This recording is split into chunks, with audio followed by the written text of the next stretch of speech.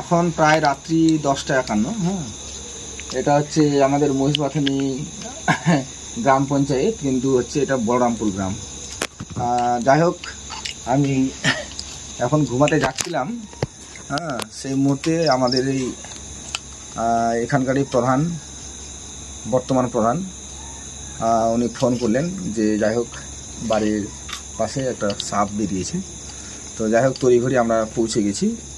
তো বিষয়টা হচ্ছে যে সাপটা আমরা পরবর্তীতে দেখাচ্ছি, আর আপনারা দেখুন, আমরা বিস্তৃত ভিডিও দিচ্ছি। তো আপনাদের থাক। তারপর এখানে দেখতেই পাচ্ছেন একদম সুন্দরভাবে ওয়ালে আটকে আছে।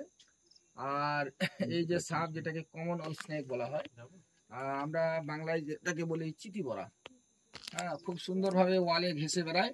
আর এরা কি করে, এই ধরুন আশেপাশে যে টিকটিকি ছোট ছোট পোকামাকড়, এরা কিন্তু খুব পছন্দের খাবার, ঠিক আছে।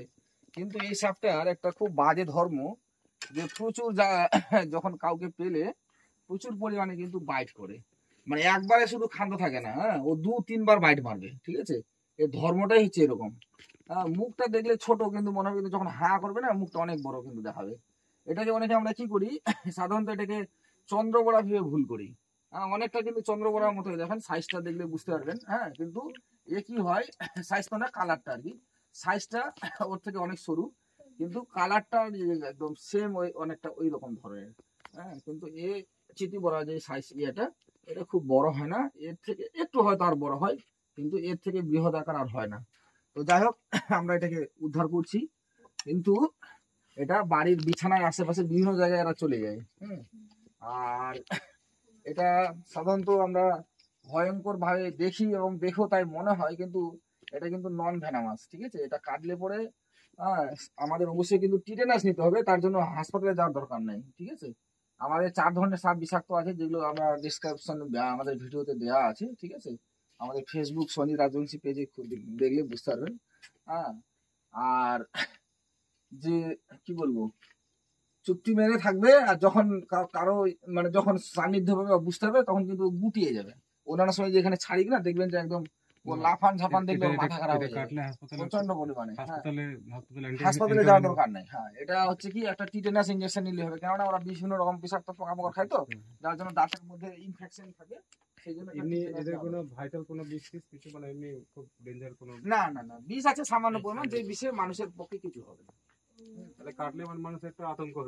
হ্যাঁ, আর ওই যে একটা বলেছিলাম, সাপে কাটলে আমরা যতটা না মানুষ মানে মৃত হই, তার চেয়ে বেশি আমরা ভয় পেয়ে, আমরা কিন্তু আতঙ্কে অনেকে মারা যাই, ঠিক আছে। এবার সাপ নিয়ে অযথা আতঙ্ক হওয়ার কিছু নেই। আর সাপ সম্পর্কে একটু জানা থাকলে সবার সুবিধা হয়, কারণ আমাদের 4 ধরনের সাপ হচ্ছে বিষাক্ত। হ্যাঁ, সেটা হচ্ছে একটা কোবরা, হ্যাঁ, যেটা বলেছিলাম, একটা হচ্ছে কালাচ, হ্যাঁ, আর দুটো হচ্ছে, একটা হচ্ছে চন্দ্রবড়া, আর একটা হচ্ছে আপনার শাখামুটি। এই 4টাই হচ্ছে সব বিষাক্ত, বাকি কিন্তু সব নন ভেনামাস। তো যাই হোক, সাপে কাটলে আমাদের, হয়তো আমি জানি না, তাহলে আমাদের ফার্স্ট কিন্তু ডিউটি হবে কিন্তু হাসপাতালে যাওয়া, ঠিক আছে। আর আমার যদি জানা থাকে তাহলে তো আমার কোনো অসুবিধা নেই, কিন্তু ভুল করেও কিন্তু অঝার বাড়ি যাওয়া যাবে না। হ্যাঁ, এর ফার্স্ট হচ্ছে কিন্তু হাসপাতালে গিয়ে, সেটা হচ্ছে অ্যান্টিভেনাম নেওয়া, ঠিক আছে। যাই হোক, আমি সাপটাকে ইয়ে করছি, তো এখানে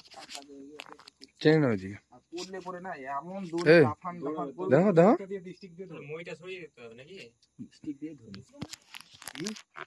বিছনাতেই দিব এখন।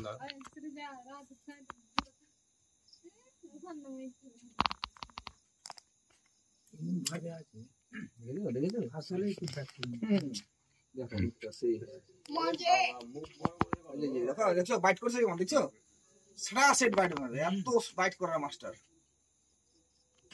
সেই বাইট করছি কিন্তু। আচ্ছা, একটা ইয়ে কৌটা বা কিছু দাও।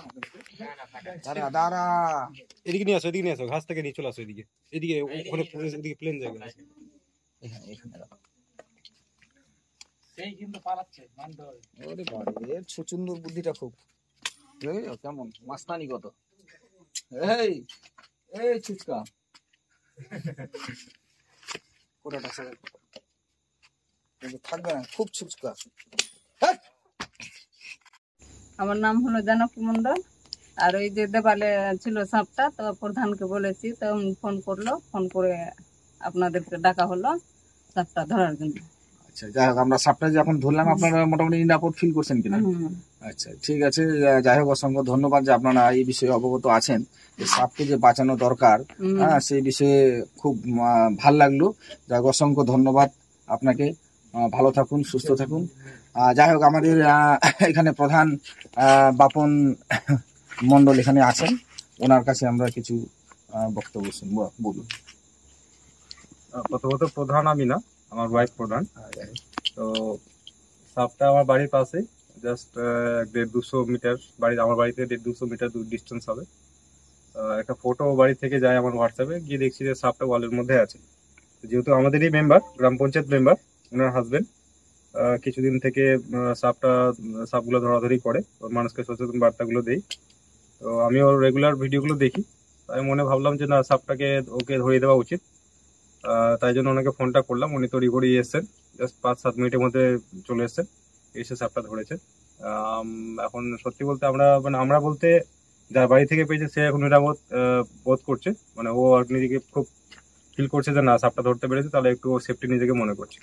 তো অসংখ্য ধন্যবাদ আমাদের মেম্বার সাহেবের হাজবেন্ডকে, যে উনি এসেছেন সাপটা ধরে নিয়ে গেছেন। ধন্যবাদ।